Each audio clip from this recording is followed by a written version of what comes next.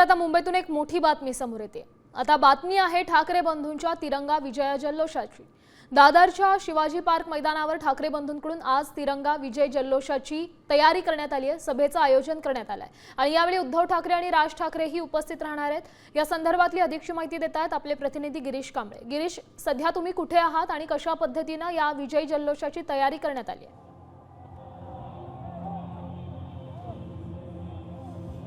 मी आता शिवाजी पार्क परिसरात आहे। हा सावरकर मार्ग आहे ज्या ठिकाणी ठाकरे बंधूंनी तिरंगा विजय जल्लोषाचं आयोजन केलेलं आहे आणि याची तयारी आपण बघतोय की स्टेज म्हणून एक ट्रक या ठिकाणी उभा करण्यात आलेला आहे आणि या ठिकाणी हे सध्या तयारी सुरू आहे। बॅरिकेड्स लावण्यात आलेले आहेत। या बॅरिकेड्सच्या पलीकडे सर्व मुंबईकर असतील, विद्यार्थी असतील, ते त्या ठिकाणी राहणार आहेत। ठिकठिकाणी स्पीकर्स लावण्यात आलेले आहेत।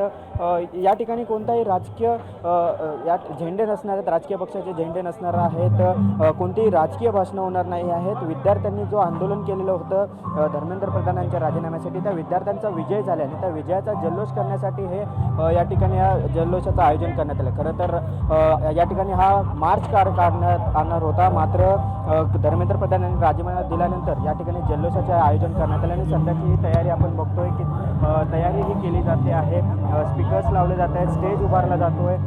या ठिकाणी ट्रक हा जो सावरकर रस्ता आहे जिथून शिवाजी महाराजांचा जो पुतळा आहे त्या बाजूने जो रस्ता जातो त्या ठिकाणचा हा रस्ता आहे।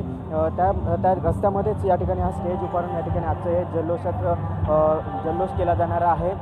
खरं तर आज मोठ्या संख्येने मुंबईकर विद्यार्थी आहेत ते या जल्लोषात सहभागी होतील असा अंदाज व्यक्त केला जातो, कारण 2 दिवसापूर्वी जेव्हा राष्ट्रगानचं आयोजन करण्यात आलं होतं त्यावेळी जवळपास 15,000 ते 20,000 मुंबईकर विद्यार्थी आहेत ते या ठिकाणी पार्कात आलेले होते।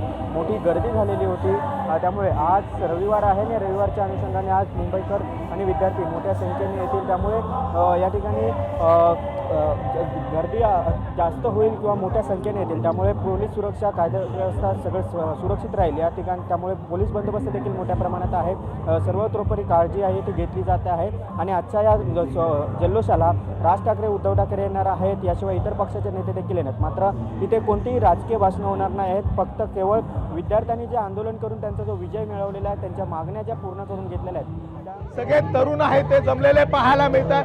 मोठ्या संख्येने खरं तर हे सगळे तरुण आहेत ते शिवाजी पार्कमध्ये आले होते। गेल्या 6 दिवसापासून खरं तर आंदोलकाच्या भूमिकेमध्ये हे सगळे तरुण होते, मात्र आज उत्साहाच्या भूमिकेमध्ये हे सगळे तरुण आहेत ते पाहायला मिळतात। हातात गुलाबाची फुलं देखील आहेत ते घेऊन आलेला आहे। तिरंगा झेंडा फक्त हा एकमेव झेंडा आहे तो या ठिकाणी पाहायला मिळतोय, कारण की अगोदरच सांगण्यात आलं होतं की कुठल्याही पक्षाचा राजकीय झेंडा या ठिकाणी नसणार आहे, मात्र तिरंगा झेंडा आहे ते घेऊन आलेले आहे। मोठ्या उत्साहामध्ये खरं तर हे सगळे तरुण आहे आणि फक्त देशभक्तीवर असणारी संगीत देखील आहे ते या ठिकाणी लावण्यात आलेलं आहे आणि एक उत्साह सेलिब्रेशन आहे ते होताना पाहायला मिळतंय।